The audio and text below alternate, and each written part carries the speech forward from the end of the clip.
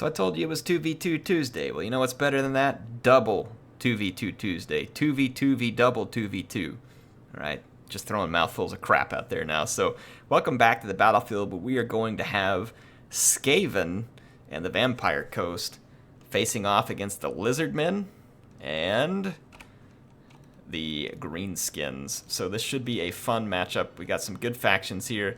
I say that, Skaven's not really a good faction, but at 6,200 funds, Skaven's a whole different faction. So we will take a look at the armies and get a feel for it. Skaven has several units of Skaven slaves up front. These are just going to be meat shield hit point sponges, basically. And you're going to have the same thing from the coast here with their 4 deckhand mobs up front.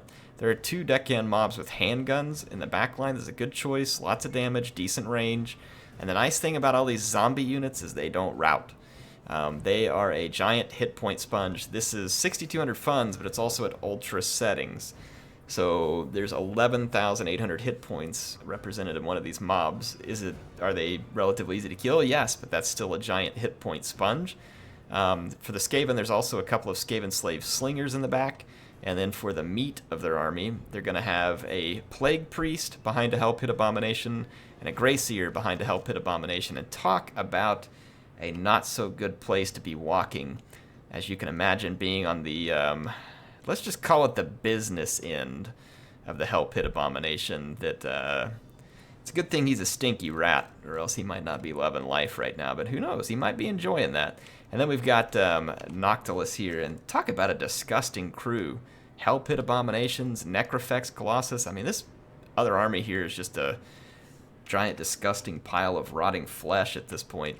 But I guess that's what they represent. Anyway, there's Count Noctilus up in his crow's nest, getting pretty excited for the battle. Let's go check out the opposing team here. So that was Heylow and WidkD, and here's their competition. The Greenskins have a few Savage Orcs, which I like as a pick against a faction that's going to be relatively low armor. So a couple of Savage Orcs. I can see 3.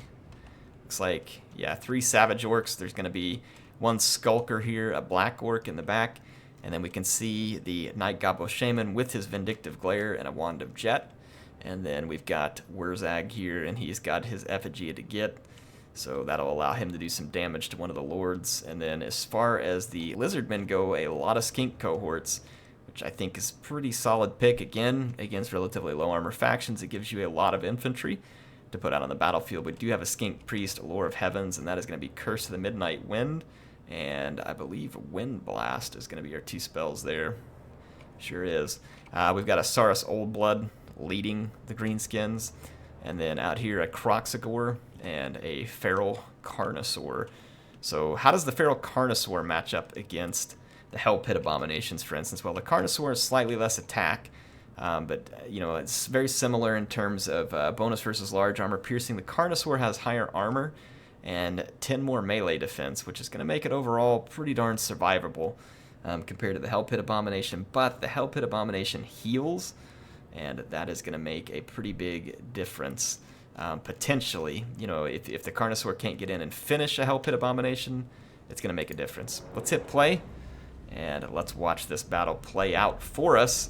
It's going to be an interesting one. I don't think something I haven't pointed out yet. So the Plague Priest and the Grey Seer both have the Vermintide, which allows for the summon of up to 6 clan rats via magic. 6. So you're talking about 12 more units of infantry that could come into play on the battlefield.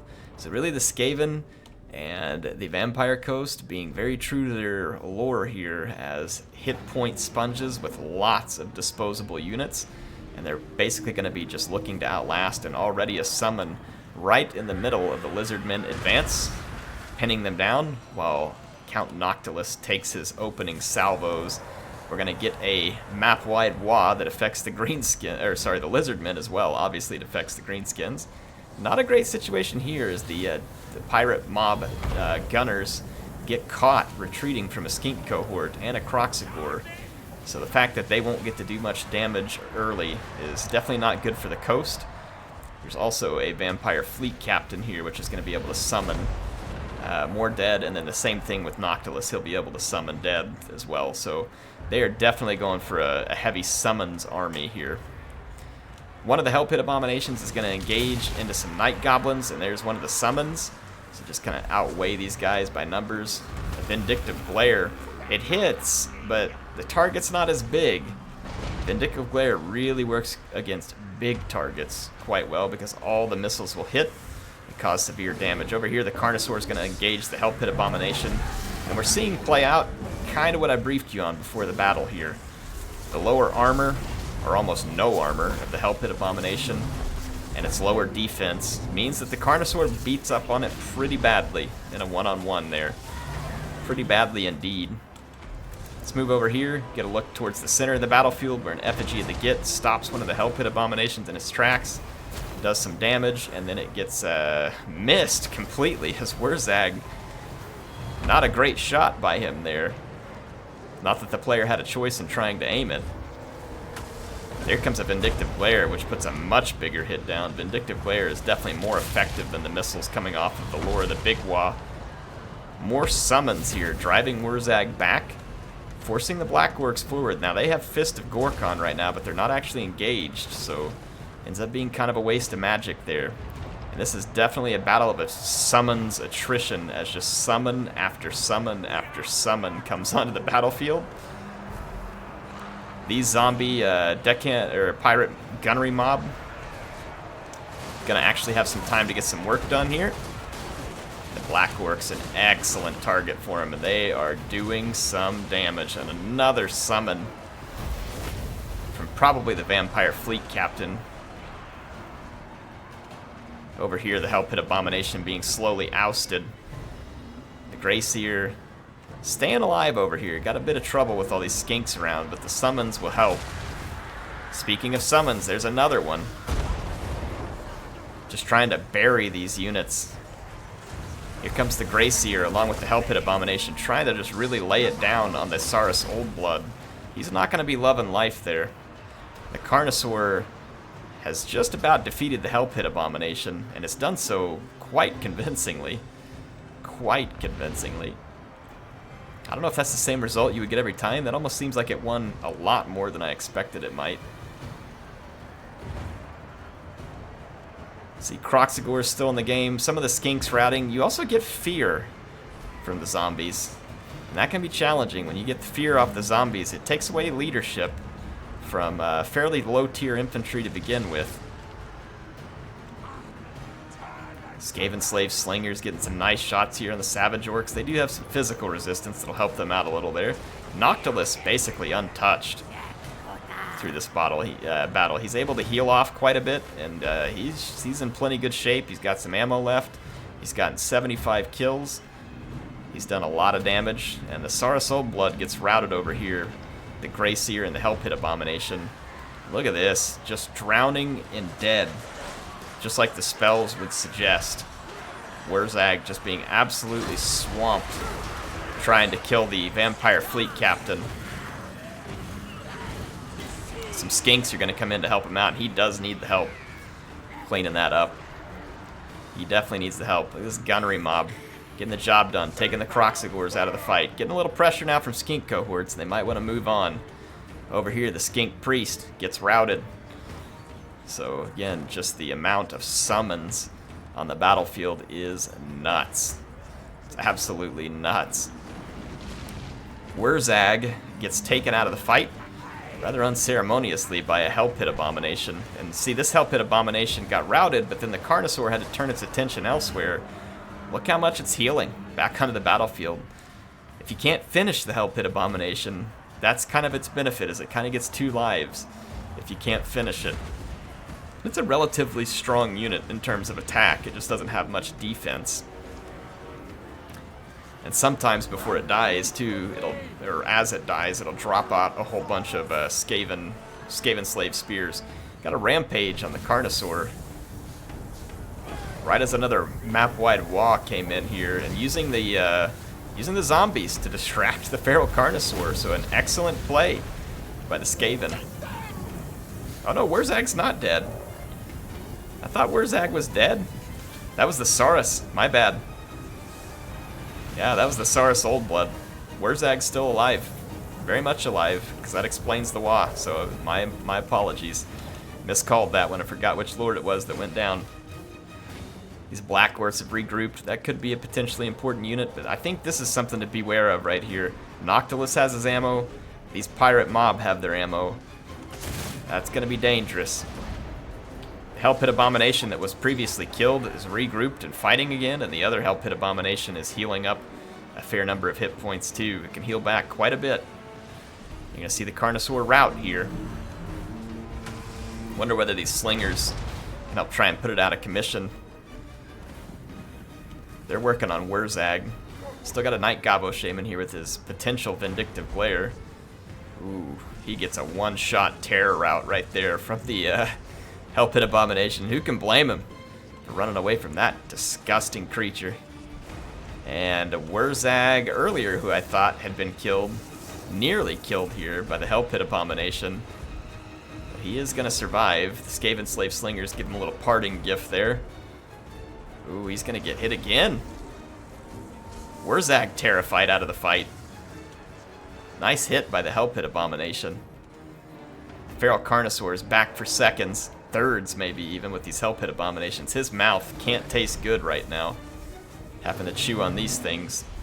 Talk about an unpleasant job.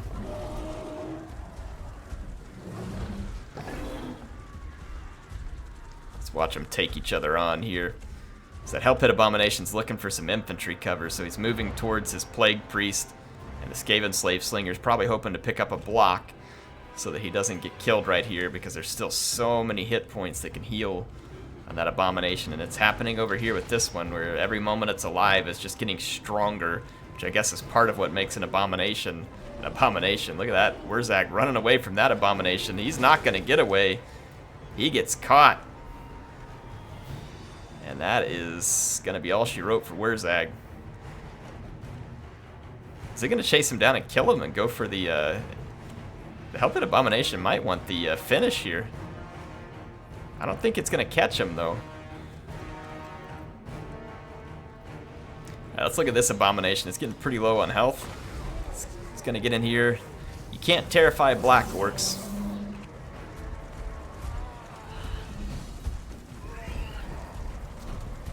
Get attacked by the Carnosaur, and it's killed, but there comes the Skaven Slaves with spears. The summons, I mean the number of rats and zombies on the battlefield here, it's not going to track it in the final battle screen. It is a key to victory when you think about just the sheer number.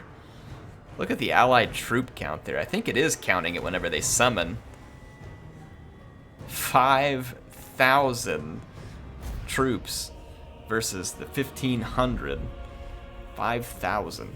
So heavily outweighed by the summon army.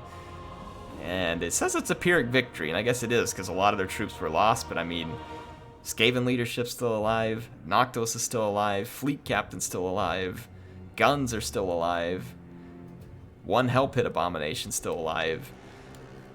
It is a victory. And again, I'm not saying that to run down the other people. It's definitely a well-fought game by Flying Taco and Reptile King, our own Reptile King as well. Repping his lizards there. Boy, he got some kills on those skink cohorts, but how many kills do you got to get at that point? I mean, you got to get a lot to make that worth it. Yeah, I mean, his reptiles were trying. They were definitely giving it everything they got. And the same thing the Savage works here. And look at this. The 8 Peaks Loonies, 295. I mean, these guys were getting kills, but I mean, it wasn't 5-1, but it was every bit of, it was very close to 4-1. It was like 3.5-1 is where you have to go in terms of kills. So Heylow and WidkD once again with a very smart pick. I like it. Drowning your enemy in undead and disgusting filth rats, plague rats basically. So plague rats and zombies. A very interesting combination in a low funds battle by putting thousands of extra troops. I mean, you can see here that they had about 5,000 total by terms of the power bar, but if you look here, they were just shy of 2,000 in total. So they literally doubled their numbers on the battlefield, more than doubled their numbers on the battlefield with the summons. And that's kind of one of the things that I like about this tournament here. This may not be like your uber competitive type tournament per se, right? Because this isn't the kind of stuff you'd see on like the Ever Chosen Invitational or something like that. But I like these kinds of tournaments because I think it puts players into like a resourceful mode. You've only got 6,200 funds. That's not very common. It's a 2v2, so you have to think about the synergies that your two armies can play together. Plus, you have to think about, on the flip side, all the synergies that your opponents might play against you. And how do you play that? It's also ultra unit settings, which changes the dynamic a little bit. There's more characters, and each unit and the single unit models have a lot higher hit points to make up for that. So it definitely changes the dynamic a little bit as that plays in. So it was interesting. I've really enjoyed these. If you all want to see more, let me know. I have more. You can see them here. I got all the replays from their tournament. A couple of great wins there for Wicket and Heylow, and Reptile, it's good to see you playing there, as well as Flying Taco. I need to go get myself in one of these. Looks like fun. This is the kind of tournament I could get into and really enjoy, regardless of what the outcome is. So kudos to Turn for hosting this one. Thanks to the guys who played. Like I said, if y'all want to see more, let me know. HeirofCarthage signing out for now.